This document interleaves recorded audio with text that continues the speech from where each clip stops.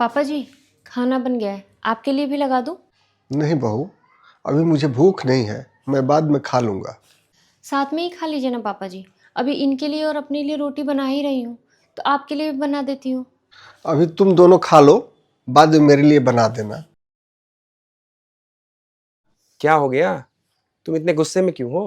अब पापा जी का ना रोज का हो गया है। अगर ऐसे ही चलता रहा ना तो मैं जल्दी ही अपने मायके चली जाऊंगी।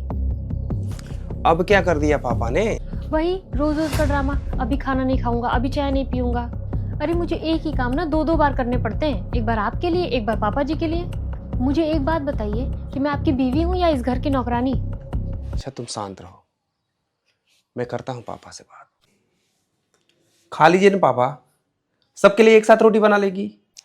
अरे जब भूख नहीं है तो जबरदस्ती खा लूँ? कोई बात नहीं पापा जी, जब आपका मन होगा तो आप मुझे बता दीजिएगा, मैं आपके लिए रोटियां सेक दूंगी। क्यों भाई, तुम इनके लिए अलग से खाना क्यों बनाओगी? तुम मेरी बीवी हो, इस घर की नौकरानी नहीं। वैसे भी अगर एक दिन की बात हो तो कर लो, ये तो इनका रोज का ड्रामा है। ना तो सुबह का नाश्ता समय से करते हैं और नहीं रात का खाना टाइम पे खाते हैं। अरे आप तो दिन भर घर पे खाली पड़े रहते हैं, इसका मतलब ये नहीं है कि अगला इंसान भी खाली है। अरे एहसान मानिए सपना का, वो बेचारी एक पैर पे खड़े होकर पूरा घर संभालती है, कम से कम इस बात की शर्म कर लीजिए। अरे शर्म तो तुम्हें आनी चाहिए, जो अपनी बीवी के सामने अपने बाप से इस लहजे में बात कर रहे हो।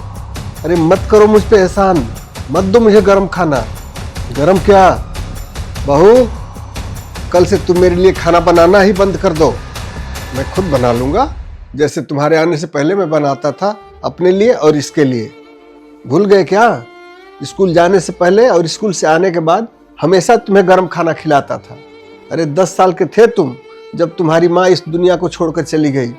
तब से लेकर तुम्हारी शादी तक हर जिम्मेदारी को बखूबी निभाया है। तुम बड़े हो गए हो, तुम्हारी शादी हो गई है, तो तुम अपने बाप को ही 2 वक्त की रोटी का ताना दे रहे हो। कैसे खुदगर्ज इंसान हो तुम। वो तो जरूर पिछले जन्म में मैंने कुछ अच्छे कर्म किए होंगे जो इतनी अच्छी बहू मिली, वरना तुम्हारी संगत में तो साधु भी दुष्ट बन जाए। आई एम सॉरी पापा। सॉरी किस बात के लिए बेटा? मैं जानता हूँ आज तुमने जो कुछ भी बोला है उसमें भले ही आवाज तुम्हारी थी, लेकिन शब्द शब्द बहू के थे। तो आपने उसे कुछ बोला क्यों नहीं पापा? मैं नहीं चाहता था मेरी वजह से तुम दोनों के बीच में कोई मनमुटाव हो, और आज जो भी मैंने बोला है उससे अब कभी होगा भी नहीं। आई एम सॉरी पापा।